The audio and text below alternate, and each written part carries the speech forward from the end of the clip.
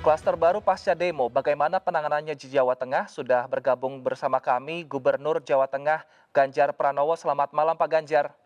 Ya, selamat malam.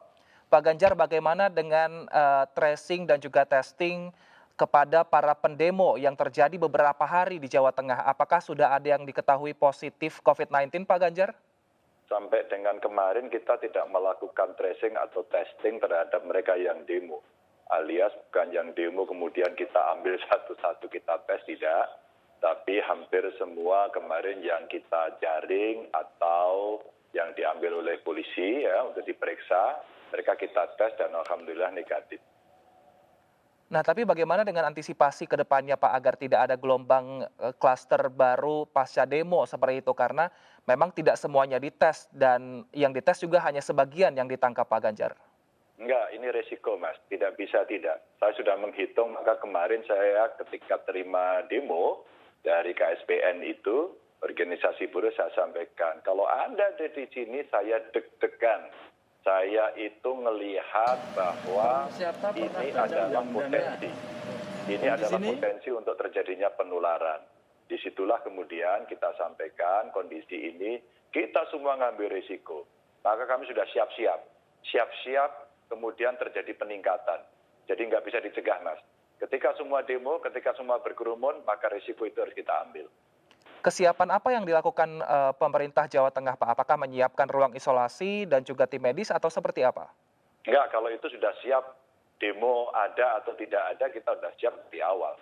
Tempat tidur, ICU, tempat isolasi, semuanya kita standby terus ya, kalau soal itu. Tapi kalau soal yang khusus demo, memang saya katakan di awal tadi itu risiko yang harus diambil apapun. Maka kita siaga saja. Maka seandainya terjadi outbreak ya semua siap-siap. Maka betul tadi ICU, tempat tidur, terus kemudian dokter, ya kita kemarin rapat juga dengan pemerintah pusat bahwa semua mesti siaga pada soal ini dan kita siapkanlah itu semua. Adakah saran yang diberikan kepada pendemo misalnya untuk 14 hari dulu isolasi di rumah atau seperti apa Pak Ganjar? Untuk pendemo satu aja nggak usah isolasi. Anda jangan demo lah gitulah. Sampaikan aja dengan baik-baik, kita kasih posko, ada tempat yang paling bagus, sehingga nggak perlu isolasi. Kalau kemudian mereka mau mengisolasi diri, tentu itu sangat bagus sekali. Tapi saya orang yang realistis, nggak yakin saya mereka mau melakukan itu. Baik, lalu secara umum Pak, penanganan COVID-19 di Jawa Tengah sendiri seperti apa dalam mungkin 2 pekan terakhir? Apakah sudah terlihat mulai melandai? Ya, sebenarnya testingnya makin gencar, terus kemudian labnya sudah memenuhi target apa yang dimintakan oleh teman-teman dari otoritas kesehatan, sehingga kalau per hari 4.992, kita sudah lebih dari 5.000. Dan kemarin beberapa kabupaten kota yang agak lambat melakukan testing, sekarang kita katrol, kita dorong agar mereka mau melakukan pengetesan. Maka sudah saya hitung, 2 minggu terakhir pasti peningkatannya akan tinggi sekali. Kenapa tinggi? Karena testingnya kita giatkan. Tapi berkait dengan hal itu, mortality rate-nya, ya angka-angka itu kemudian menjadi cukup bagus. Karena saya sampaikan juga pada teman-teman, tidak usah takut dengan citra, dengan angka-angka, integritas saja.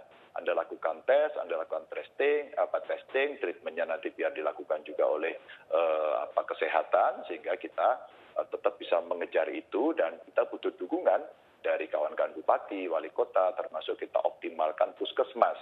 Sehingga dalam 2 minggu terakhir ini terjadi peningkatan yang biasanya 100 sekian, sekarang bisa 300, bisa 400, bahkan 500 lebih begitu ya. Lalu saya cek terus, kenapa ini? Pak, sekarang testingnya, tracingnya rajin sekali. Oke, nggak apa-apa, teruskan itu, jangan ragu begitu. Sambil kita mengedukasi klaster-klaster yang kemarin muncul di beberapa tempat untuk kita advokasi agar mereka bisa merasa lebih nyaman, tidak terstigmatisasi, dan kita juga mendapatkan bantuan atau dukungan dari pemerintah pusat, dari Satgas, ya, obatnya disiapkan, peralatannya disiapkan, kalau kurang telepon, maka sebenarnya ini cara-cara yang menurut kita menjadi nyaman, kita menjadi teamwork gitu ya. Nah, untuk ruang isolasi sendiri yang sudah disiapkan oleh Pemprov Jawa Tengah saat ini yang sudah terisi berapa dan yang masih kosong berapa Pak Ganjar? Sebagian besar kosong, Mas. Saya Baik. punya untuk haji di Donohudan itu kosong, masih belum ada. Terus kemudian diklat kita siapkan, masih kosong. Hotel-hotel kita kemarin keluar masuk, sekarang kosong gitu kan. Mungkin di kota Semarang, karena kemarin kota Semarang jadi target kita, alhamdulillah terjadi penurunan dan rumah Pak Wali Kota, rumah dinasnya dipakai untuk itu dan sekarang masih manageable. Kalau untuk isolasi masih manageable, Mas, kita masih oke kok. Kosong ini artinya apakah memang karena masyarakat Jawa Tengah sudah berbeda perilakunya, sudah lebih sadar untuk menerapkan protokol kesehatan, atau memang aturan dari Pemprov Jawa Tengah yang lebih tegas akan sanksinya, Pak Ganjar? Enggak sih, tidak. Tegasnya kita tegas, tapi yang ngeyel juga ada kok gitu ya. Jadi sebenarnya kosong itu banyak yang isolasi mandiri, terus kemudian tidak semua juga harus dibawa ke tempat isolasi yang kita sediakan. Beberapa kita butuh negosiasi juga sih, agar orang mau diisolasi. Umpama contoh kemarin ada beberapa sekolah, sekolah yang di pesantren itu kita sampaikan bagaimana, waduh Pak, tempat kita nggak memungkinkan. Udah kita siapin aja. Mau nggak ke hotel? Kalau mau ke hotel kita siapin. Ada juga satu tempat yang hotelnya nggak ada yang mau. Ini realitas ya. Ketika kita ditelepon salah satu wali kota, Pekalongan kemarin menyampaikan, udah taruh di hotel aja, ntar kita biayai nggak apa-apa gitu. Ternyata hotelnya nggak mau, dan ini juga butuh dukungan juga kan dari yang lain. Maka saya bilang, ya udah kalau nggak pakai sekolahan aja. Kalau nggak mau lagi, bawa aja deh ke Semarang sini, tak siapin tempat-tempat kita gitu. Karena keterbatasan yang ada di beberapa kabupaten kota. Tapi betul sih kita coba edukasi terus-menerus sehingga mereka yang gejalanya itu rendah, gejalanya itu sedang, cukup ditangani oleh puskesmas, oleh kabupaten kota, isolasinya mandiri gitu ya. Terus kalau udah berat ya baru kita bawa ke rumah sakit. Dan beberapa yang kita lihat mereka gejalanya oke, ini perlu treatment, perlu penanganan agak sedikit khusus begitu, nah baru kita bawa kepada tempat-tempat isolasi begitu. Nah, lalu bagaimana dengan pelaku usaha? Apakah saat ini memang sudah dilonggarkan aturannya untuk bisa buka dan juga dine-in dan juga bioskop? Apakah sudah bisa kembali beroperasi seperti di Jakarta dan Kota Bandung, Pak Ganjar? Kami tidak melakukan seperti yang dilakukan Jakarta dan Bandung. Kami tidak melakukan lockdown, kami tidak melakukan PSBB begitu ya. Hanya Kota Tegal saja saat itu. Kalau bioskop saya nggak izinkan. Tapi kalau industri, perkantoran, mall kita tidak pernah tutup. Otomatis dia sepi sendiri sekarang. Otomatis sepi sendiri. Maka kemudian kita lakukan edukasi kepada mereka dengan gerakan Joko Tonggo, menjaga tetangga. Sekarang kita pindah ke Joko Kerjo, menjaga tempat kerja. Terus kemudian menjaga tempat-tempat usaha. Lalu Joko Santri, menjaga pondok pesantren, menjaga kiainya begitu ya. Itu kita lakukan edukasi berbasis masyarakat. Maka dunia industri kita minta untuk mereka menyiapkan diri dengan baik. Mereka melakukan pengetatan melalui protokol kesehatan maupun SOP-SOP-nya. Tapi mereka tidak bisa nyaman, apapun namanya sekarang kan daya beli turun ya Mas ya. Karena turun apa yang terjadi? Yang terjadi ya mereka pasti sudah tidak lagi seperti kondisi sebelum COVID yang cukup ramai. Maka sebenarnya lebih manajeble. Kita tidak menutup sama sekali. Kalau gedung bioskop kita tutup, saya tidak izinkan. Karena apa? Karena di dalamnya apakah mereka mau kasih HEPA filter? Apakah ketika jeda atau tidak dipakai mau kasih UV? Kalau kemudian sirkulasi udaranya dia mau atur, mungkin saya izinkan. Kalau tidak, enggak. Maka ketika kemudian mereka hanya menyediakan tempat cuci tangan, terus kemudian dia hanya pakai masker saja, oh jangan, itu ambil risiko. Udah deh, saya enggak begitu.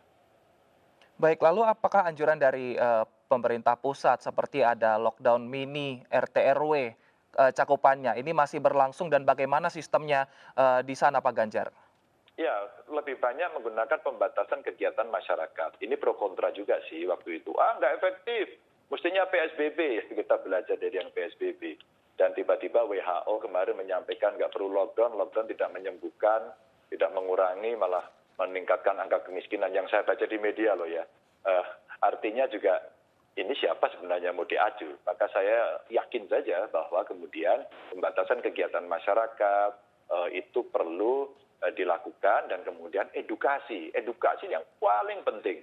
agar masyarakat mau mengikuti untuk bisa beradaptasi dengan kebiasaan baru. Udah deh kamu tetap aja berkegiatan, tapi kita kurangi waktunya, pakai maskermu, jaga jarakmu, cuci tanganmu, dan kemudian kita lakukan patroli-patroli. Tidak semuanya bisa efektif atau full begitu ya, tapi ketika kemudian saya uji cobakan di SMA SMK umpama, dari 7 itu relatif kita tanyain lagi dari survei kita, di 7 sekolahan itu rata-rata mereka bisa melaksanakan. Kami sempat menemukan umpama ya, mereka di sekolah saya tidak anjurkan untuk mereka naik kendaraan umum. Mereka mesti pakai kendaraan pribadi, diantar orang tuanya, naik sepeda motor atau jalan kaki, sifatnya individu.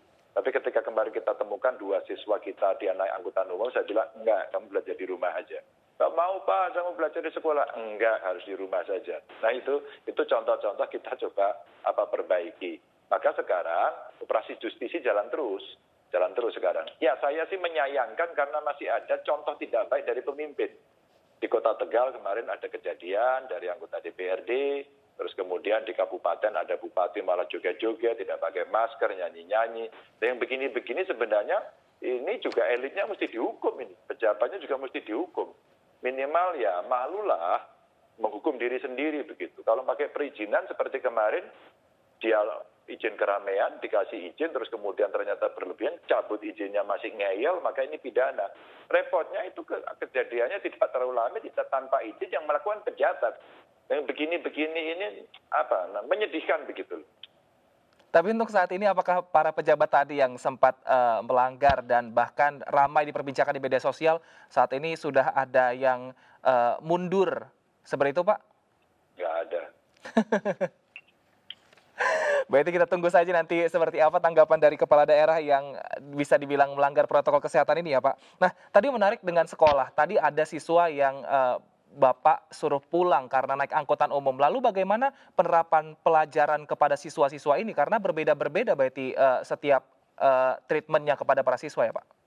Oh iya, enggak. SOP-nya kan utuh ya. Mereka mesti dari rumah kembali ke rumah mesti aman. 1, mau berangkat, diantar siapa, naik apa. Kalau dia sifatnya individu, boleh. Tapi kalau angkutannya umum, nggak boleh. Diantar orang tua boleh nggak boleh. Nah orang tuanya malah punya kesempatan kan, antar jemput anak. Bagus juga untuk relasi orang tua dengan anak kan. Gitu. Kalau mereka bisa antar, mereka bisa perhatian sama anak kan tidak ada yang lolos untuk ikut demo kemarin kan. Ini bagusnya. Sampai sekolahan kemudian protokolnya mulai masuk. Kelasnya sangat dibatasi sekali. Uji coba kami belum banyak, rata-rata baru 2 kelas. Kalau 2 kelas diambil separuh, maka hanya akan ada 4 kelas. Karena 1 kelas dibagi 2, 1 kelas bagi 2 kan.